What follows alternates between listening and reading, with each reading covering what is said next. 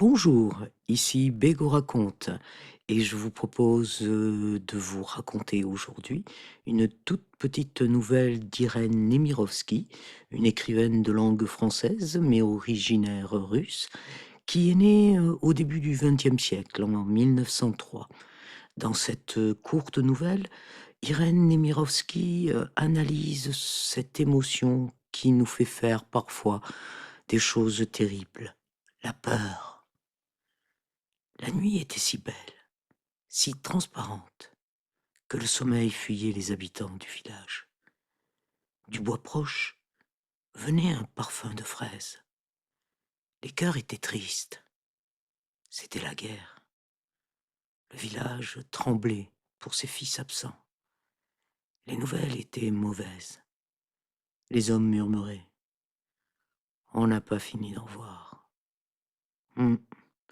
Ce ne sera pas pour demain, la noce, fit Léonce Pérodin. Et son voisin et ami, Joseph Voyot, hocha tristement la tête sans répondre. Les domaines qu'ils cultivaient étaient proches l'un de l'autre. Ils se connaissaient depuis le temps de l'école. Ils s'étaient battus en 14, dans la même compagnie. Voyot, solide, taciturne, à la barbe noire, aux grands bras noueux, avait porté sur son dos Pérodin blessé sous les obus, près de Poperinghe. Ils étaient mariés, et leur femme elle-même n'avait pas réussi à troubler leur amitié. Le fils de Pérodin était soldat. À son retour, il épouserait la fille aînée de Joseph, une blonde à la poitrine dure, aux larges épaules. Une femme passa et cria. Les femmes du pays ont une voix aiguë et perçante qui couvre sans effort les rares paroles des hommes. Paraît qu'on a vu des parachutistes par ici, même qu'on en aurait arrêté 4, mais que le 5e a filé. J'ose bien entendu des coups de fusil hier soir. Ils se turent et écoutèrent. La nuit, si paisible jusque-là, semblait tout à coup pleine d'une étrange, d'une indéfinissable menace. Mais on n'entendait rien que le chant du rossignol et les pleurs lointains d'un enfant. Allons, c'est pas tout ça. Faut rentrer chez soi, dit Voyot. Pérodin et Voyot se dirigèrent vers leur maison. Ils approchaient de la rivière lorsque la lune se voila. Un humide brouillard montait des prés. Sur l'eau flottaient de tendres et légères vapeurs. À mesure qu'ils avançaient, une sorte d'inquiétude s'emparait d'eux. Plusieurs fois, Pérodin tourna la tête et fit signe à son compagnon de se taire. Mais tantôt c'était un cheval endormi dans le pré, dont la forme émergeait méconnaissable du brouillard.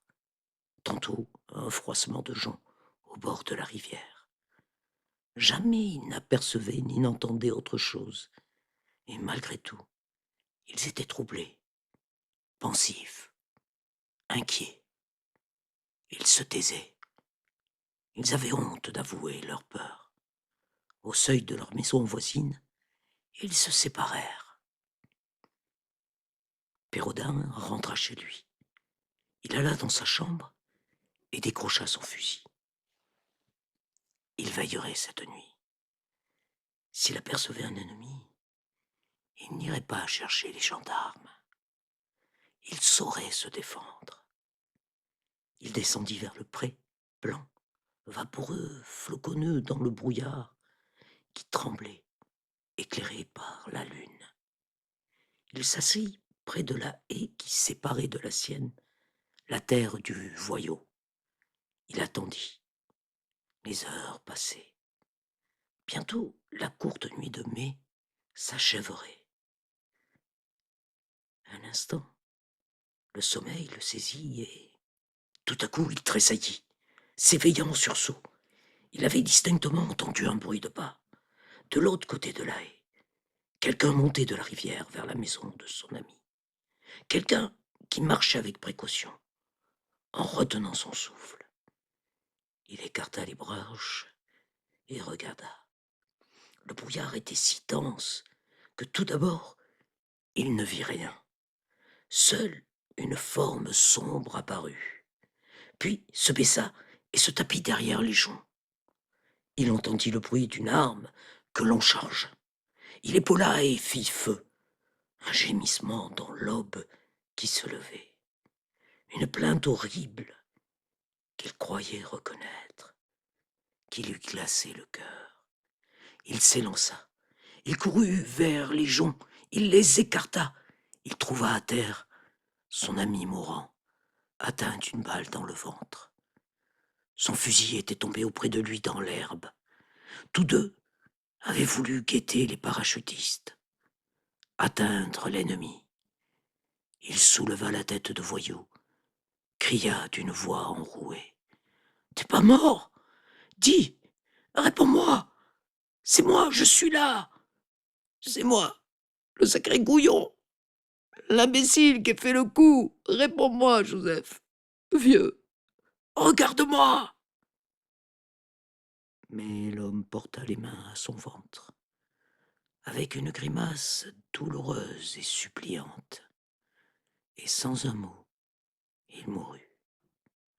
Le lendemain, on trouva les deux cadavres, celui de Voyou étendu dans l'herbe, celui de Pérodin pendu aux branches d'un orme.